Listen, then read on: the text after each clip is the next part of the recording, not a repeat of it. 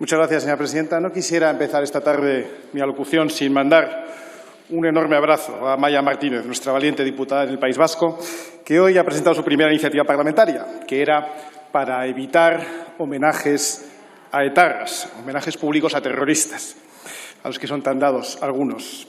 El PNV y el Partido Socialista han decidido no intervenir cuando Vox presente iniciativas. No cuando intervenga Bildu, no, cuando intervenga Vox. Es decir, que ustedes están más cerca de los terroristas que de los constitucionalistas. Muy enhorabuena al Partido Socialista.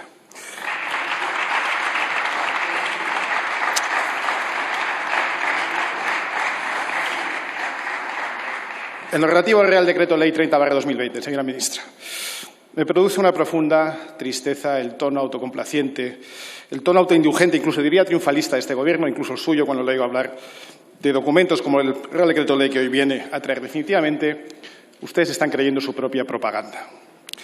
Mire, prorrogar los ERTEs es necesario, claro, pero no es un éxito, es un fracaso. Es un fracaso rotundo. Es el fracaso rotundo de un Gobierno que, preocupado más por imponer su agenda dogmática que por la vida de los españoles, vuelve a tropezar una vez más en la misma piedra. Y sitúa a España, una vez más, a la cabeza de contagios y de muertes en esta segunda ola. Es un despropósito presumir de la venda que van a poner ustedes después de haber causado la herida.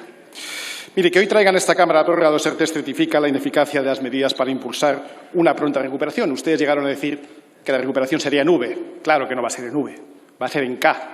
Unos pocos saldrán adelante reforzados, precisamente gente cercana a ustedes, y la mayoría saldrá seriamente deteriorada de esta crisis.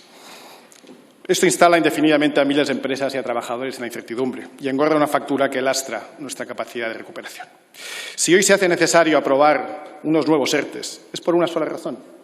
Es porque ustedes, con una auténticamente negligente gestión de la crisis, la peor gestión del mundo, por cierto, según la Universidad de Cambridge, han fracasado a la hora de activar una pronta y sólida recuperación. Y en lugar de pedir perdón a los españoles, vienen ustedes a alardear de escudo social y de no dejar a nadie atrás, que ya lo único que evidencia es una auténtica desconexión con la realidad. No dejan a nadie atrás, además de los 53.000 muertos, además de los cientos de miles de contagiados. No dejan a nadie atrás. ¿Le parece poco ese millón de personas que se han visto sin empleo, que han destruido su puesto de trabajo, porque somos el país que más empleo ha destruido en Europa? ¿Les parecen pocas las más de 100.000 empresas que han cerrado sus puertas en el último año, porque es una cifra mayor incluso que la del conjunto de Estados Unidos? ¿Les parece poco que la tasa de paro juvenil haya subido más de 10 puntos, situándose ya en el 44%, porque es la más alta del mundo entre los países desarrollados? Ministra, simple y llanamente, esto es una afrenta a muchos españoles, decirles que no dejamos a nadie atrás. Pero lo que es peor, es un auténtico despropósito la ausencia de una política económica ambiciosa que permita acelerar una pronta y fuerte recuperación. Hace casi 7 meses, durante el debate con validación de los primeros reales decreto ley de medidas en materia de empleo, insistimos en la necesidad de mantener vivo el tejido productivo, porque son ellos los que crean empleo. Les dijimos que se trataba de hacer lo posible para que cuando llegara el momento de reiniciar la actividad, que espero sea pronto, no hubiera ni una empresa de menos ni un parado de más. Ese era un primer objetivo. Y en ese momento apoyamos las medidas propuestas por el Gobierno, pero entendimos, y así se lo dijimos, que eran medidas insuficientes, además de lentas y tardías. Insistimos entonces en la necesidad de articular mecanismos que dotaran de mayor liquidez y garantizaran todo el empleo de aquellos a los que se les había prohibido trabajar. Y recuerdo que dijimos aquí que no tenía sentido quitarle el agua a una planta para venir a regarla una vez seca. Lo que había que intentar era evitar que se secaran las plantas. Pero, desgraciadamente, una parte muy importante de nuestro tejido productivo no ha sobrevivido, se ha secado. Muchas empresas se encuentran en una situación de asfixia financiera apuntalada por el incremento de la morosidad que ya está advirtiendo el Banco de España. Y ya sabemos, o mejor dicho, todavía no sabemos cuántos de esos 730.000 trabajadores en ERTE podrán escapar del paro, pero sabemos que no serán muchos. Pero existía entonces ya un segundo objetivo, que era impulsar con urgencia una agenda de reformas que hiciera posible esa recuperación. Y yo me pregunto, 7 meses después de ese debate, hoy, tras 30 reales decretos ley aprobados en los que hemos visto que mucha gente se ha quedado atrás, ¿estamos más o menos preparados para una recuperación? Nuestras cuentas públicas generan más o menos credibilidad. Las administraciones públicas han incrementado o disminuido el gasto improductivo. Las empresas soportan más o menos impuestos. El marco de relaciones laborales tiene más o menos cargas.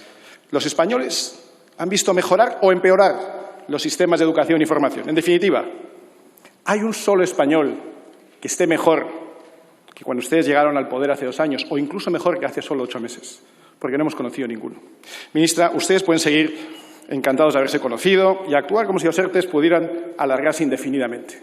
Pero la realidad es que más pronto que tarde las medidas extraordinarias decaerán y entonces, en ese momento, los españoles se volverán hacia ustedes y les preguntarán ¿y ahora qué? En 7 meses han llevado a cabo un sistemático deterioro de los pilares sobre los que se asienta una recuperación. Y de nada nos sirve ahora temperar con intervenciones públicas las consecuencias de la crisis si, por otro lado, no impulsáramos una política económica que hiciera posible una fuerte y franca recuperación. Cuando la inversión extranjera se desploma, es necesario apuntalar nuestra credibilidad internacional, planear a medio plazo un proceso de consolidación fiscal, de equilibrio de las cuentas públicas y generar certidumbre, que es el único entorno en el que la inversión vuelve. Certidumbre sobre la salud de nuestras cuentas públicas, certidumbre sobre el futuro de España, certidumbre sobre la capacidad de este Gobierno de entender quiénes son los que crean empleo.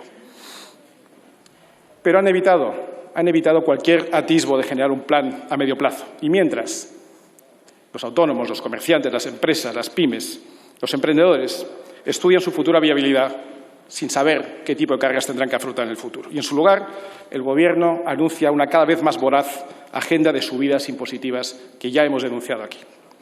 Mientras las familias estudian dónde apretarse el cinturón para afrontar la crisis y mientras este Gobierno continúa despilfarrando sin freno. 7 meses después seguimos con el Gobierno más mastodóntico de la historia. Ni un solo anuncio, ni uno solo, de eliminación de gasto político innecesario, ni un solo detalle, ni uno solo siquiera de cara a la galería, con españoles que están haciendo sacrificios en todos los ámbitos, de intentar reducir al menos cosméticamente el tamaño de este Gobierno. Mientras nos jugamos 140.000 millones de euros de fondos europeos vinculados a nuestra capacidad de diseñar e implementar un programa ambicioso de reformas que no viene por ningún lado. Y mientras este Gobierno presenta un programa de recuperación y resiliencia, sí, con mucho feminismo, con mucho ecologismo, pero con una total ausencia de reformas. Concluyo. Señora ministra, este Gobierno siempre incrementa las cargas ideológicas. Con las que impusieron en su último Consejo de Ministros, por ejemplo, van a aumentar o van a crear un registro de igualdad. No sé en qué ayuda esto a las empresas, a los trabajadores para mantener el empleo. Mire, ministra, nosotros no vamos a votar en contra de estas medidas. Son necesarias para dar respuesta a corto plazo a miles de trabajadores y empresas. Pero no podemos permitir que no hagan nada más, porque simplemente sería suicida. Mucha gente ya se ha quedado atrás, señora ministra. Demasiada. Muchas gracias. Muchas gracias.